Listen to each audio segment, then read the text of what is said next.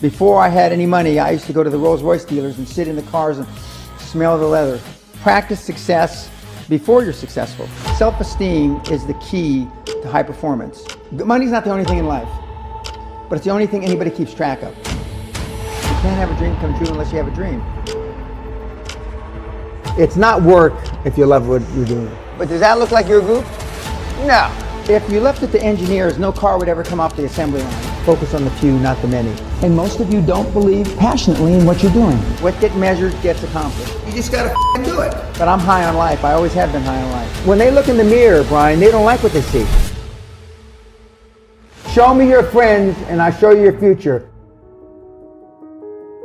I had no money to begin with, $820. First 10 years of my starting CNN, I slept on my couch. I didn't have an apartment.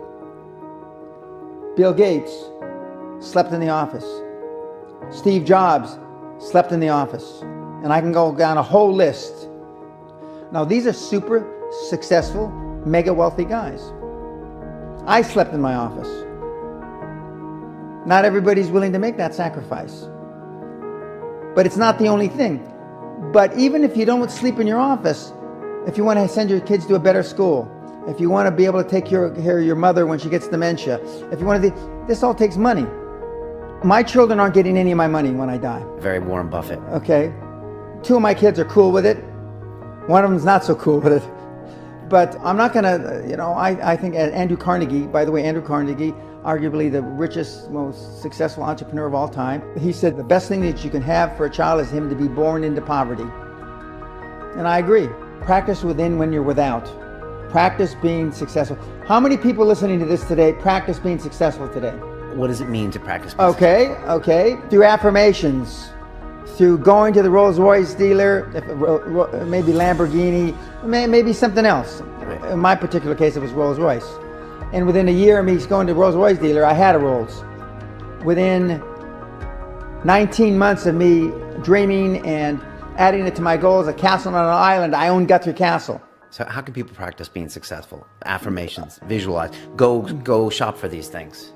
Go to stores you can't afford. Go hire lawyers you can't afford. Lawyers will meet with anybody. Accountants will meet with anybody. Go to the big 4 accountants with a business idea. The first couple meetings are for free.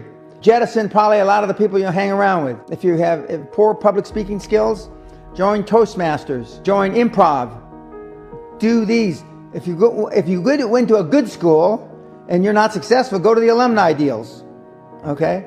I didn't go to a good school. I'm a perfect living example that a lot of trouble as a kid, working class background, my parents, went to just a mediocre university that I flunked out of 3 times before I finally graduated with honors, and had no money to begin with, $820. There's no money, but $820. So it's all possible. I devoted myself to feeling successful.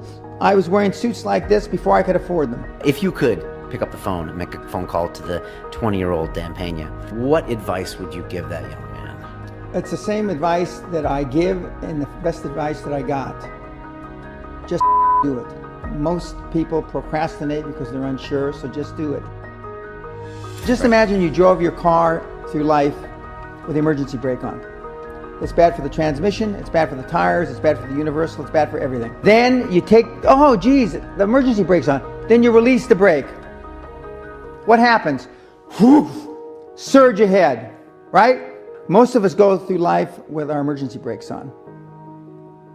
And most of us keep the emergency brake on because we want a reason not to test ourselves. Follow your dream and don't listen to conventional wisdom, no matter what they say, because conventional wisdom is almost always wrong. Almost always wrong. Just remember, dress British and think Yiddish.